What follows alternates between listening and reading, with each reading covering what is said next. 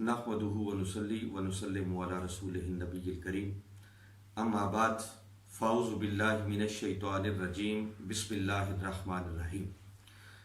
मुअज़्ज़ज़ नाज़रीन व सामीन, अस्सलामु अलैकुम व रहमतुल्लाहि व बरकातुहू। आज की गुफ्तगू में हम इस बात पर गौर करेंगे कि इस्लाम का वो कौन सा बुनियादी रुकन है जो सबसे ज़्यादा नज़रअंदाज होने वाला है।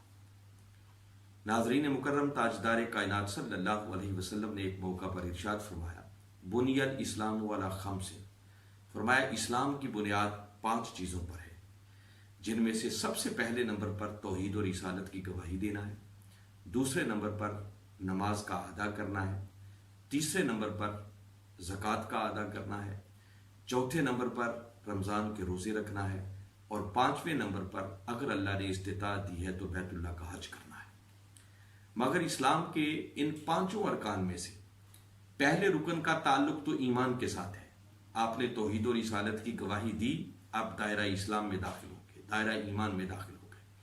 अब उसके बाद प्रैक्टिकल करने वाले कुल 4 काम हैं जिनको इस्लाम के बुनियादी अरकान करार दिया गया है, जिनमें नमाज का कायम करना, ज़कात का अदा करना, रमज़ान के रोज़े रखना और बैतुल्लाह का हज करना। मगर नाज़रीन मुकर्रम, इन 4 अरकान में से सबसे ज्यादा नजरअंदाज होने वाला अगर कोई रुकन है तो वो ज़कात की अदायगी है। हम ज़कात देते भी नहीं हैं और हमारा ज़मीर हमें इस पर मलामत भी नहीं करता, हमारा ज़मीर इस पर हमें झंझोड़ता भी नहीं है। देखें, रमज़ानुल मुबारक का महीना हो, अगर इंसान रोज़ा ना रखे तो उसका ज़मीर कम अज़ कम मलामत ज़रूर करता है कि तू कैसा कलमा पढ़ने वाला है कि तुझे रोज़ा रखने की भी तौफीक नहीं। मगर ज़कात दीन का एक ऐसा बुनियादी रुकन है कि हम ज़कात देते भी नहीं और हमें ज़कात ना देने का एहसास भी नहीं होता कि हम कितना बड़ा गुनाह कर रहे हैं।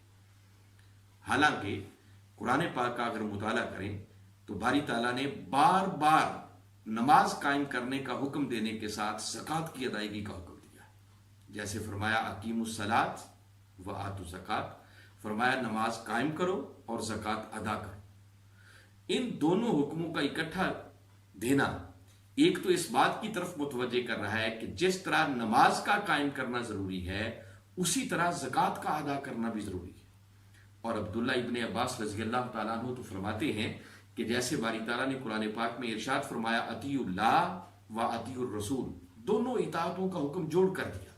वो फरमाते हैं कि इसका मतलब ये है कि जो शख्स अल्लाह की इताअत करे मगर उसके रसूल की इताअत ना करे तो उसकी अल्लाह की इताअत को भी रद्द कर दिया जाएगा।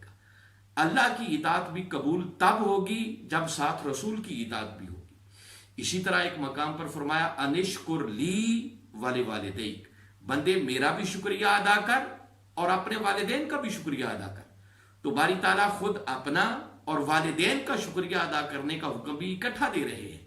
अब्दुल्ला इब्ने अब्बास रज़ी अल्लाह तआला अन्हु इस पर भी फरमाते हैं कि इन दोनों हुक्मों का इकट्ठा आना, इसका मतलब यह है कि बारी ताला फरमा रहे हैं कि जो शख्स मेरा शुक्रिया तो अदा करे, नमाजें पढ़े, रोजे रखे, हज करे, उम्रे करे, वाज़े तबलीगें करे, मगर अपने वालिदैन का शुक्रगुजार ना हो, अपने वालिदैन का फरमाबरदार ना हो, उनका इताअत गुजार ना हो, तो फरमाया वो करोड़ नमाजें पढ़ता रहे, हज उम्रे करता रहे, वो जो मेरा शुक्रिया अदा कर रहा है, मेरी इताअत बजा लाने की कोशिश कर रहा है, वो भी रद्द कर दिया जाएगा। क्यों? चूंकि वो अपने वालिदैन का शुक्रगुजार नहीं। इसी तरह बारी ताला ने इन 2 बातों को भी जोड़कर हुक्म दिया, फरमाया अकीमुस सलात व आतु ज़कात, कि नमाज कायम करो और ज़कात अदा करो। जिसका मतलब कि जो शख्स नमाजें तो पढ़े मगर ज़कात अदा ना करे तो बारी ताला समझा रहे हैं कि उसकी नमाजें भी काबिल कबूल नहीं है, उसकी नमाजों को रद्द कर दिया जाएगा। नमाजें उसी की कबूल होंगी कि अगर वो साहिब निसाब है तो अपने माल की ज़कात भी अदा करे। नाज़रीन मुकर्रम, ज़कात मजमूई तौर पर इस्लाम का तीसरा रुकन है, जबकि माली इबादत में पहला रुकन है और पहले दर्जे पर इसको अहमियत हासिल है। ज़कात, सदकात, खैरात, दान, ये मुतरादिफुल मानी अल्फाज हैं और इनका वजूद हर मजहब में किसी न किसी शक्ल में मौजूद रहा है। मगर इस्लाम वो वाहिद दीन है कि जिसने ज़कात को इस्लाम के बुनियादी रुकन, एक साहिब निसाब शख्स पर फर्ज और एक अजीम शान इबादत के तौर पर इंट्रोड्यूस करवाया। इस्लाम ही वो दीन है कि जिसने एक मुनज़्ज़म, मुनज़बित, मुअय्यन اور مکمل ادارے کا درجہ زکوٰۃ کو ادا کیا ہے، اس کو ایک کمپلیٹ انسٹیٹیوشن کا درجہ دیا ہے۔ زکوٰۃ دین کا ایسا رکن ہے کہ جس کی فرضیت قرآن سے بھی ثابت ہے، حدیث مصطفیٰ صلی اللہ علیہ وسلم سے بھی ثابت ہے، اور اجماع امت سے بھی ثابت ہے۔ زکوٰۃ کا انکار کرنے والا دائرہ اسلام سے خارج ہے، وہ کافر کہلاتا ہے۔ اور جو شخص زکوٰۃ کے حکم کو تو مانے، اس کی فرضیت کا تو اقرار کرے، مگر فرضیت کا اقرار کرنے کے باوجود جو زکوٰۃ ادا نہ کرے وہ فاسق ہے، فاجر ہے، اور اللہ کے نزدیک اس کی گرفت ہوگی، اس کو پوچھا جائے گا اور وہ سزا کا مستحق ٹھہرے گا۔ اللہ رب العزت نے بار بار قرآن پاک کے اندر زکوٰۃ کا حکم دے کر زکوٰۃ کی اہمیت کو اجاگر کیا۔ مال کی زکوٰۃ ادا کرنا بھی ضروری ہے، اور اگر اللہ تعالیٰ نے کسی کو زمینیں عطا کی ہیں تو زمینوں میں سے جو فصل ہوتی ہے، اس فصل میں سے جو ہم عشر یا نصف عشر ادا کرتے ہیں، اس کا ادا کرنا بھی اتنا ہی ضروری ہے۔ باری تعالیٰ نے دونوں کا حکم دیا۔ جیسے فصلوں کی بات آئی تو فرمایا وَآتُوا حَقَّهُ يَوْمَ حَصَادِهِ، فرمایا جس دن فصل کاٹو اسی دن اس کا حق بھی ادا کر دو۔ تو مال کی زکوٰۃ ادا کرنا بھی ضروری ہے، اور اپنی فصلوں میں سے عشر یا نصف عشر جو حالات بنتے ہوں، جو ان پر لاگو ہوتا ہو، اس کی ادائیگی بھی اتنی ہی ضروری ہے۔